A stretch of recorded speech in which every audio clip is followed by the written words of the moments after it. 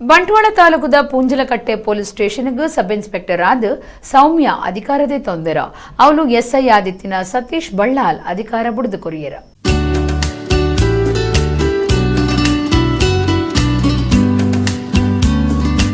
Bantwal taluk Punjalkatte police station sub inspector Satish Ballal ಹೊಸ SI ಸೌಮ್ಯ ಮೇರೆಗೆ ಅಧಿಕಾರ ಕೊರಿಯರ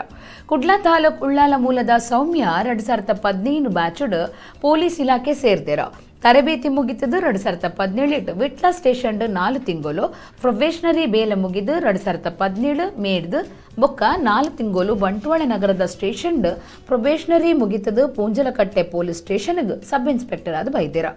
2017 ಬ್ಯಾಚ್ಡ್ 225 ಜನನು ಕಲ್ಪೆರೆ ಆಜತದಿತ್ತೆರ ಅವಿಟ್